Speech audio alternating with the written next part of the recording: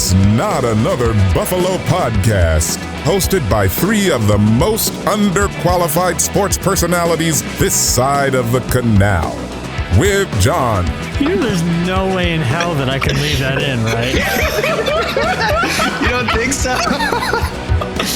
Well, to quote Rage Against the Machine, what better place than here? And, what better time than now? And Brando. We have this trust built on, whatever it is, like Bibles and gold bricks and whatever Brandon Beane's drinking over there. Welcome back to another Buffalo podcast. I'm John. I'm here with my buddy Brando here on a Tuesday evening.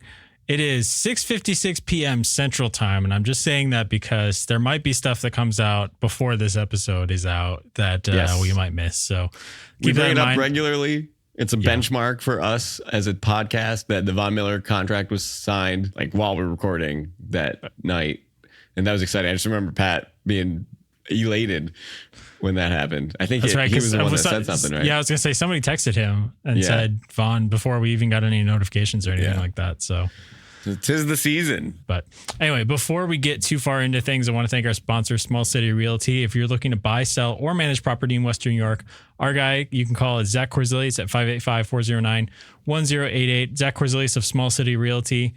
You can also email him, Zachary at smallcityrealestate.com.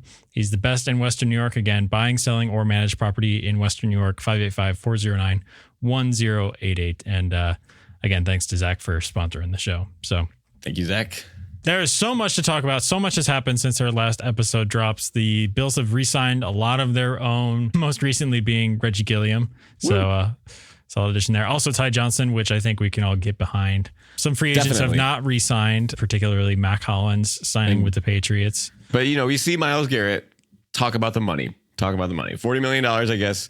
I'll do anything. I'll work anywhere for $40 million too. I get that, buddy. But let's not write a letter to the fans of Cleveland and the NFL saying how much you want to be moved and you want to win a championship. That means nothing. You just lost all your credibility ever, I think. And it's fine. If you put $40 million in front of me, I'll go work for the Dolphins. That's fine. Whatever. $40 million. But I'm not going to sit here and say I want to go win it and work for my dream team of the Bills. And I'm not, I want to do and then go do that. I'm not going to just, you stand on your stool that you said, whatever, you stand on your ground and you didn't stand very strongly there, Miles. So, but $40 million is heavy. It'll push you around. So I get it, but he's gone. DK Metcalf to Pittsburgh for a cheap second round pick. And then his stipulation, the price for DK Metcalf has gone down. He would like a new contract and he prefers a warmer climate, was the tweet that I saw.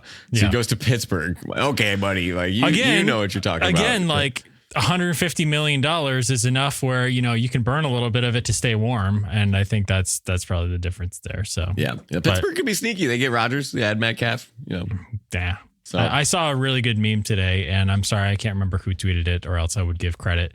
But it was the illusion of choice, and it was two paths that led to the same destination. And one choice was Aaron Rodgers, and one was Russell Wilson, and the destination was 8 and 9. Yep. So I'm like, that sounds about right. I saw a quote today about Russell Wilson saying how they were not confident in his ability to know the offense in Pittsburgh, that they were not sure of his play calling, checks at the line, what they were comfortable giving him in the game. So that was a little buyer beware. But in theory, man, the perfect team for Rodgers is the Jets right now, I think, still.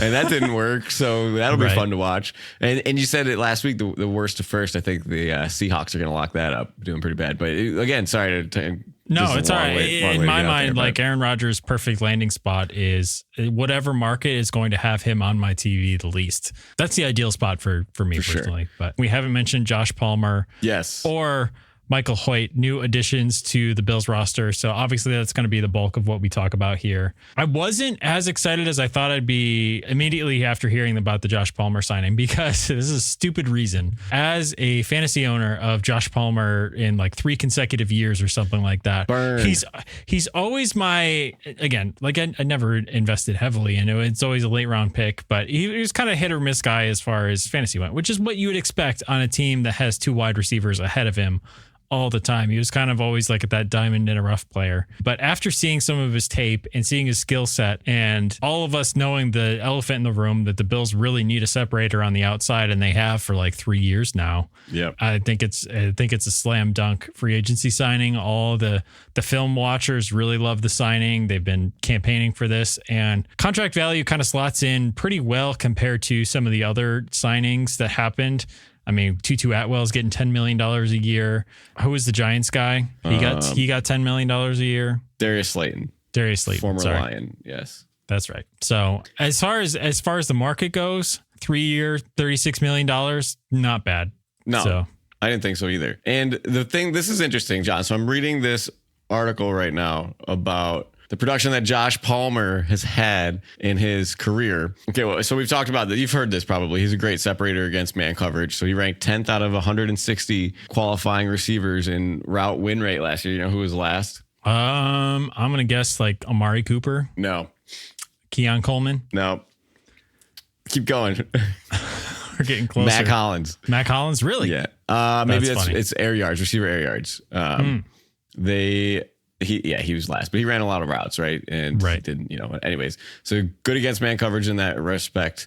And then the other thing that here, this is from Michael Florio. It's a tweet. Joshua Palmer performed better on targets of 10 plus air yards, better than any Bills receiver last season. And he was also better on 20 plus air yards as well. He also performed better versus zone than all of the Bills wide receiver except Khalil Shakir. So my question to you, John, then, is that an indictment on this receiver group about how bad they really are and how much Josh Allen really makes them better? Palmer is a good addition to this team, but they are still lacking what they really need is somebody that can beat man and zone, somebody that can stretch the field, and somebody that has this speed. But all these stats, you're adding him in here, and analytically they're talking about how he's one of the better Bills wide receivers already, even though, his career high is 70 catches, 700 yards, and 4 touchdowns.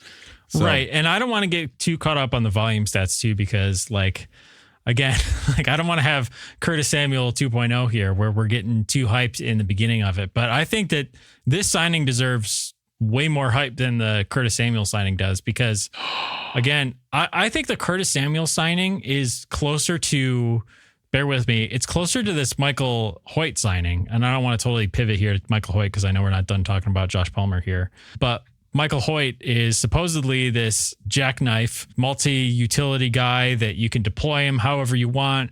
Yeah. Everyone's excited about how this is going to add wrinkles to the defense and how Sean McDermott and Bobby Babich are going to have a field day moving this guy around the field and confusing offenses and all that stuff. And all that sounds great in theory in my mind too, but how much of last offseason did we spend talking about how Curtis Samuel is going to be all over the place? They're going to be handing the ball to him. We're going to be doing jet sweeps. And how much of that did we actually see? Zero.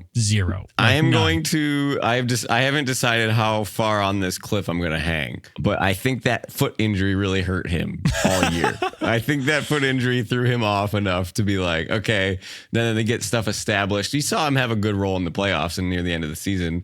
If he keeps that pace up, you count those last 5 games, he probably triples his production that he had.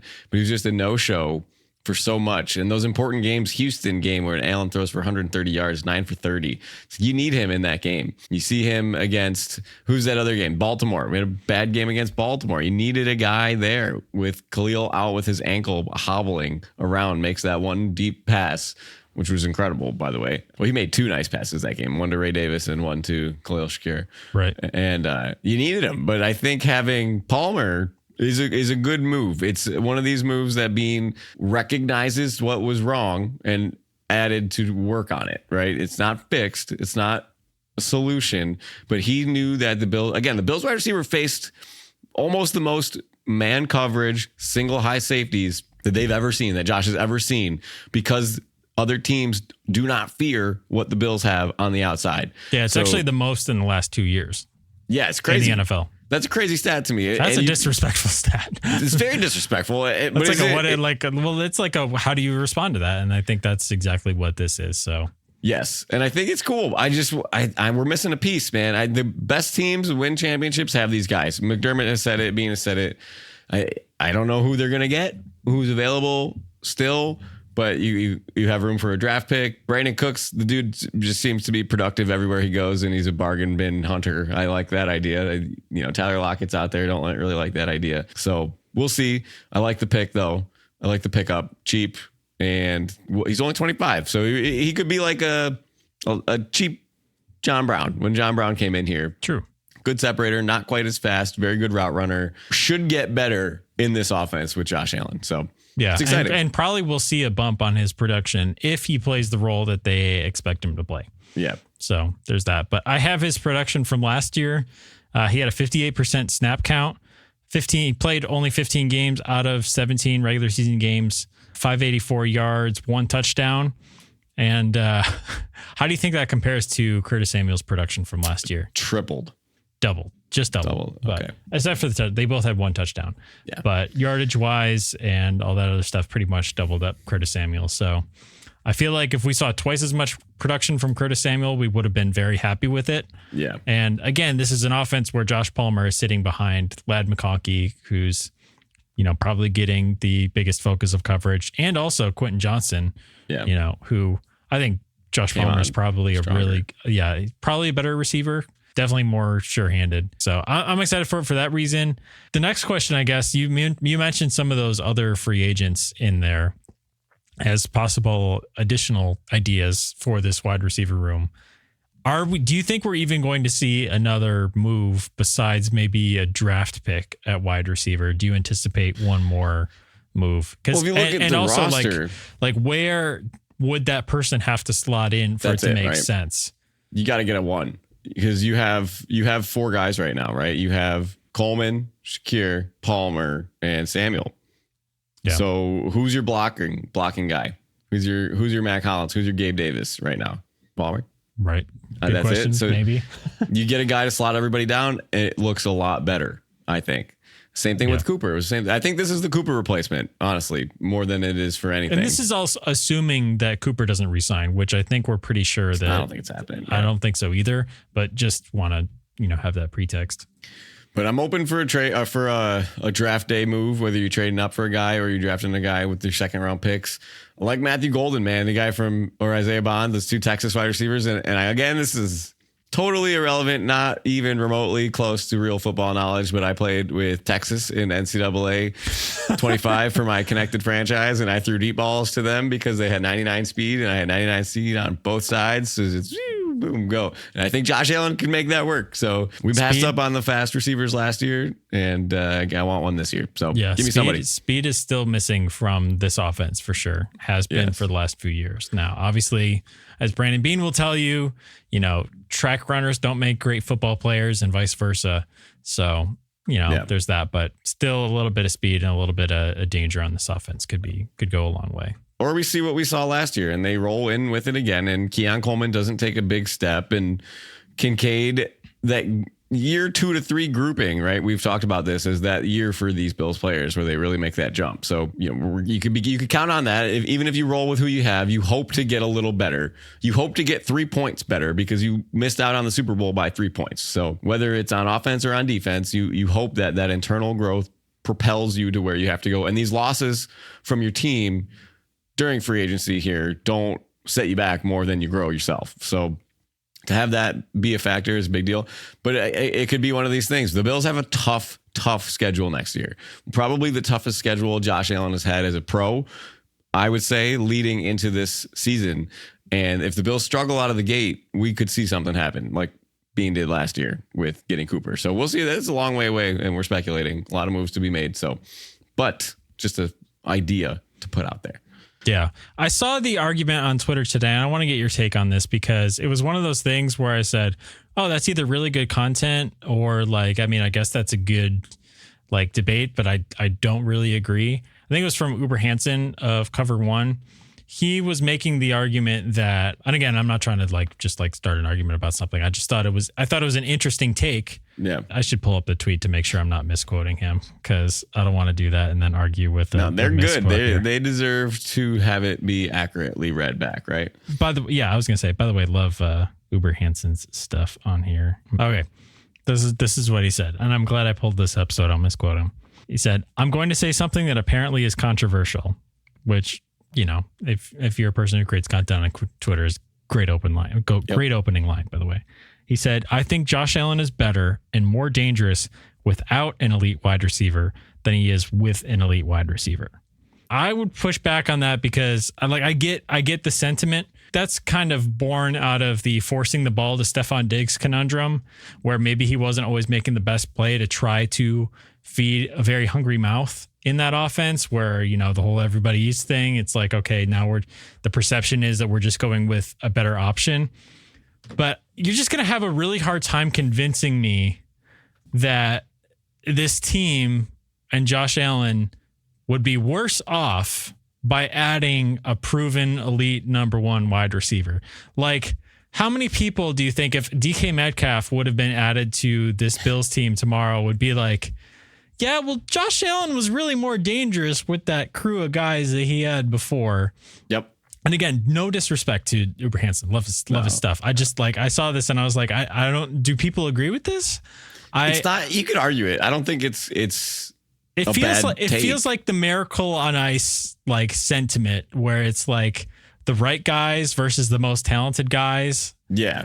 Well, if you follow USA Hockey at all, you would follow the fact that this USA Hockey organization takes the quote right guys and leaves a 50 goal scorer home in Buffalo. They leave other guys out, and they leave their best defenseman Quinn Hughes out because they wanted some toughness and some grit. And Chris Drury is the person a cohesive fourth line, right? Yeah. And so I don't want sorry. Go ahead. I was just saying, I don't want to take it too far into hockey, but you have a really hard time convincing me of that. I really think that this is the same thing with Tom Brady in New England. Tom Brady covered up a lot of the flaws on that roster because he was so good. Yeah. And he was so much better with elite wide receivers like Randy Moss on the team. There's a reason they went undefeated that year. And, they were perennially in contention almost every single year, always were winning the AFC East. And that was their baseline. And that's kind of what the Bills look like now.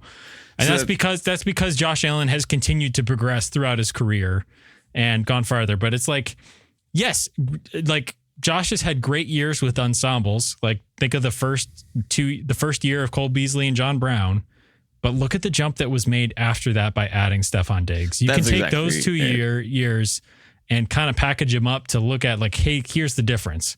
You got similar play from Josh Allen in those 2 years, but you move that awesome ensemble, because that's a good example of that, because we're comparing the later Stephon Diggs years to this past year, and this past year Josh Allen had a better year than he has in some of the years with Stephon Diggs later down the line. So that's kind of an apples to oranges comparison, whereas the addition of Stephon Diggs was moving the depth chart down one, slotting everybody down one, adding that proven number one wide receiver elite, because I don't think Cooper was that addition this year, but I just have a hard time believing that if you had a number one wide receiver on this team, it would make them worse. Or Josh Allen worse. I'm not buying it, man. Because first of all, when Stephon Diggs has 1,500 yards, 110 catches, has the receiving crown that year that he comes here, is anybody arguing about it? Is anybody complaining? No, I didn't think so. Was anybody complaining when he had 1,300 yards and 10 more touchdowns and 111 catches?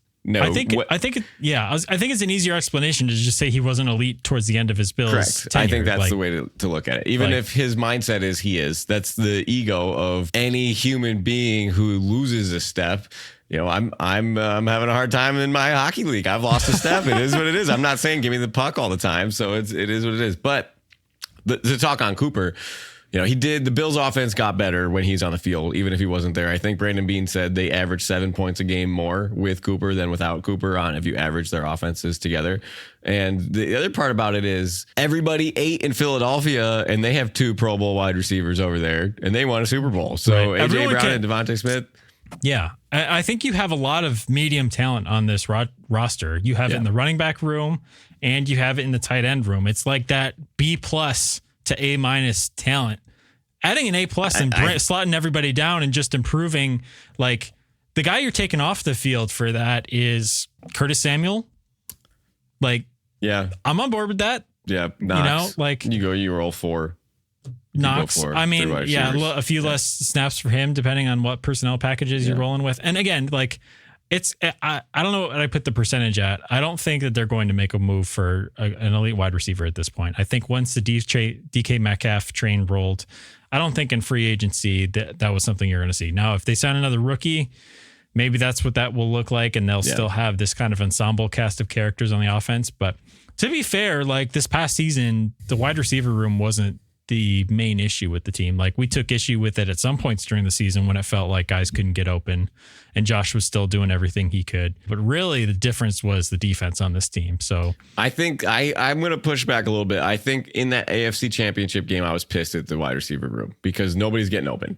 The Mac Hollins catch of 0.3 yards of separation on the touchdown is one of Allen's best throws of his career. How many times is he trying to force it in? I mean, Curtis Samuel ran an awesome route for his touchdown in that game, but nobody's open. And what about the Chiefs? Everybody's open. And you can talk about it as scheme. You can talk about it as fit athletically.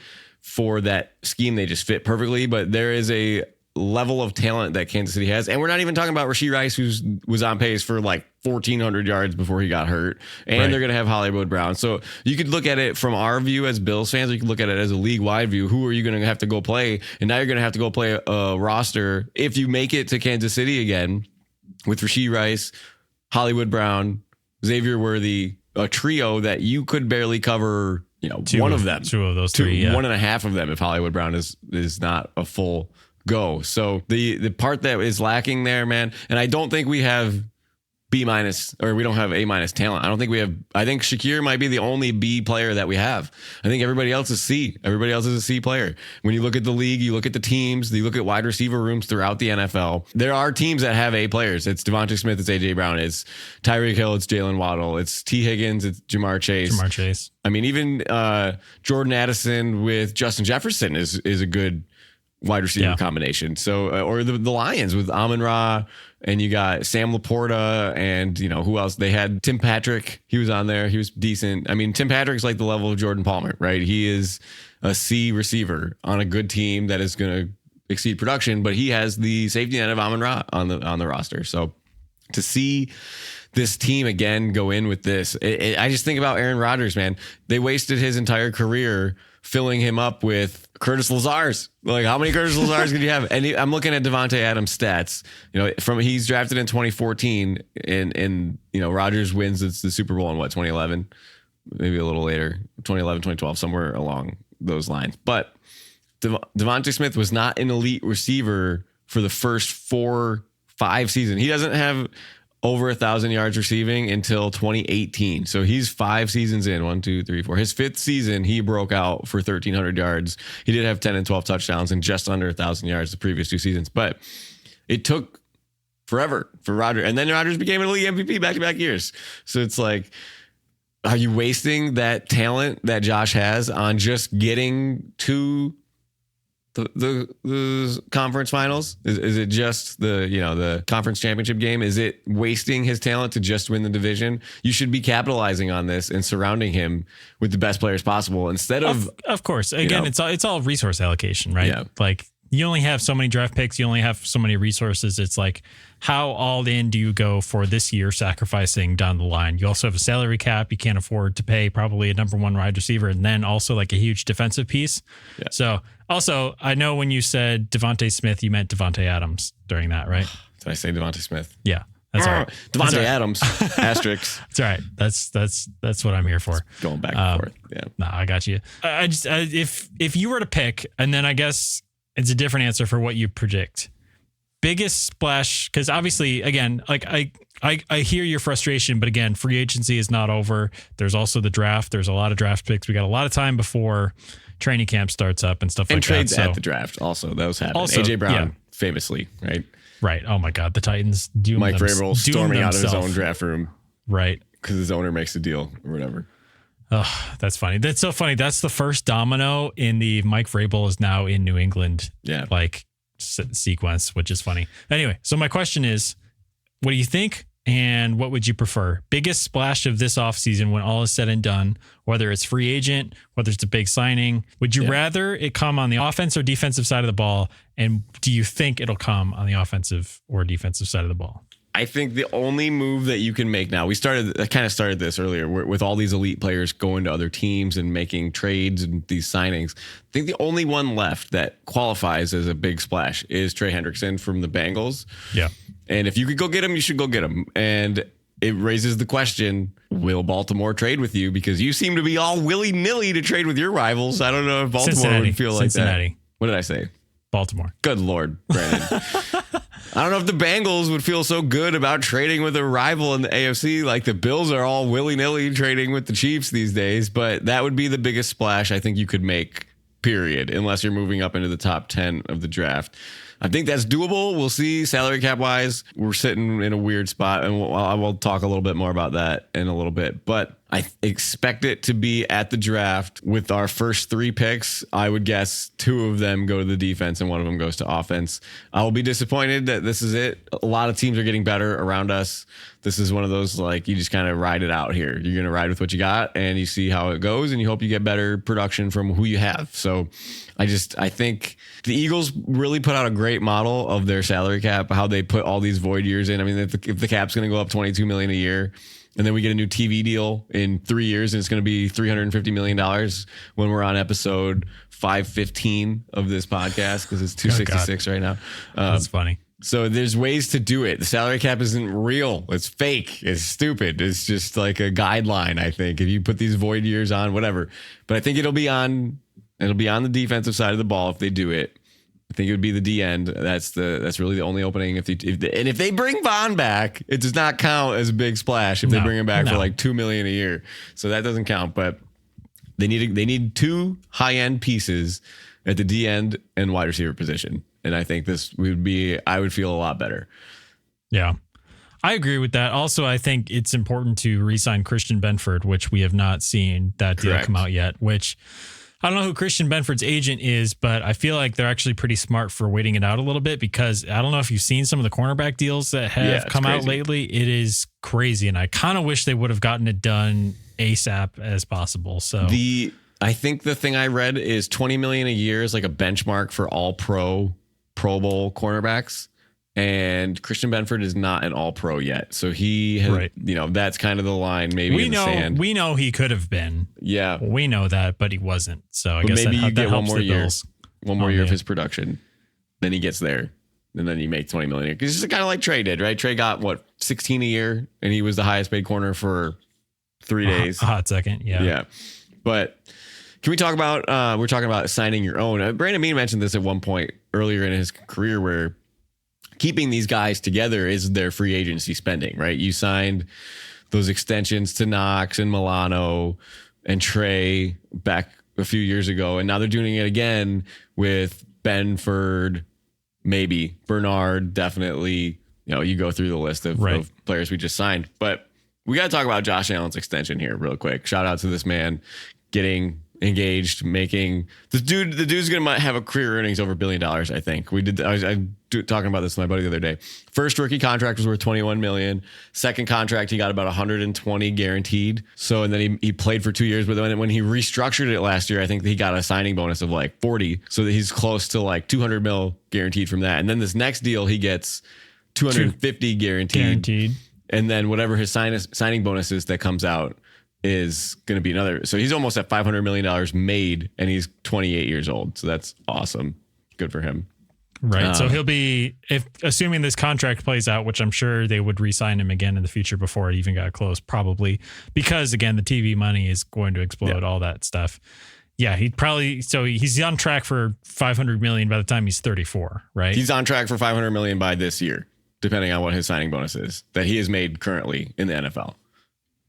Are you including the $250 million from this contract? Yes. Because $250 million guaranteed, that's not paid out yet. No, but it comes out in signing bonuses. So he might get all of like 80% of that in the first 3 years or whatever. So depending on how they spread it out. So we'll see. That signing bonus number hasn't come out yet. But I do have this article here. This is from Max Dibble from Athlon Sports, and they're talking about Josh Allen's contract. And I found this to be super interesting because at $55 million average per year, do you know the other 3 quarterbacks that are making $55 million a year? I think I do. I want to say it's Jordan Love. Yep. Trevor Lawrence. Yep. And Dak Prescott. No, Dak makes more. Joe Burrow is Joe Burrow. I was going to say Joe Burrow. Cut me off. Sorry. You had it right. I knew you had it right. Yeah, I was going to say, because Dak has the biggest guaranteed contract as of now, before Josh, right? Like, or the biggest full value of his contract. When they talk about this number, they talk about percentage of the cap it takes up. Right. So when Love and Lawrence signed their deal, the cap was $255 million. When Burrow signed his deal, the cap was at $224 million. Allen signed his deal, the cap is at $280 million. So it has risen 24% between the time Burrow signed and Allen signed. So the $55 million that Allen is taking up, which is not his true cap number, right? It's just a percentage of the number that's available. It's 19.7% of the cap. That's the 13th. I was going to say, I heard it was 13th amongst quarterbacks. It's closer to Derek Carr. Dak Prescott's at 23.5%. So if Allen were to take the Dak percentage, it's over $70 million a year. So, and to take, I believe Dak's money was 96% guaranteed and Allen's is only 74% guaranteed. That lowers the cap hit a lot, and it offers restructures throughout his time as a contract. And if you had void years, sorry, this is getting complicated here. But if he took $15 million more per season, that's over $70 million a year. You know, he gave the Bills, this guy, Mr. Dibble from Athlon Sports, says it could $90 million total, like a hometown deal and he said that a move like this has never been done before, to completely disregard the 4-year contract that most quarterbacks sign. It's unprecedented in the modern NFL to allow a player to turn down that much money to allow the flexibility for the team. And when you get a new deal, it restarts the restructure process, because anybody that plays Madden that has restructured contracts know you can only do it a couple times on their current deal. So if you rip up the contract, you can restructure the contracts again. So good on him. I think, good for Buffalo, good for Josh. He's worth every penny of any contract he ever despite gets. Despite the numbers, this might be, everyone talks about Brady taking pay cuts throughout his career to help with talent. And maybe that was just restructures or whatever. I don't have any of the numbers on that. But from what you're saying, this sounds like up front, this looks like a huge contract. It's record setting. It's obviously, highest ever contract in the NFL. Guaranteed money. Yeah. As far as total value and guaranteed money, or not even total value, guaranteed money. So it's a record setting contract. It's so smart that built in with that. Like, that's the face of it. That's what the headlines say. That's what Josh deserves also. Yep. But the subtext is, when you get into percentage of cap and all that other stuff, is Josh is taking possibly the most team-friendly deal in modern history of the NFL. Yeah. Like, that's insane. First of all, for Beane to be thinking about that and even have an option to do that. Like, he's one of the smartest when it comes to structuring contracts like that. And this is not something that you pulled over the wool over the eyes of Josh Allen or his agent. Like, they knew what they were signing in that. I think Brandon Beane said that Josh is involved in the negotiation. Like, it's a conversation. Like, his agent is there, but Josh and Brandon talk about it themselves too. So, well, I'm just, quarterback of our dreams. Got him for a bunch more years. All good stuff. Love you, buddy. Super happy. Interesting you brought up Brady. The Patriots franchise record for salary in a season was held by Tom Brady at $25 million per season until today, when they just signed a guy for $26 million. I'm sorry, I do not have his name available, which I would mess up. But they signed a guy for $26 million a year, and it broke Brady's record of the highest paid ever on the franchise, which is crazy. $26 million, just nothing. That's like a wide receiver 1 right now. That's funny. It's actually like a wide receiver 8 in the league, probably. Maybe like top 8 guy. Right. I wonder what percentage of cap used to work out to back then. For Brady? Yeah. Yeah, that's a good question. So, yeah, it's doubled. I have one last thing for you before we go that you made me think of with that. I'm going to pull it up here. It's from Warren Sharp. Thought this was pretty interesting. For the free agent quarterback conversation, if you think that your solution is the free agent. So this would be a commentary to send out to the Jets, who just signed Justin Fields for 2 years, $40 million. Whoever signs Aaron Rodgers, and also the Colts, who just signed Daniel Jones for 1 year, $14 million.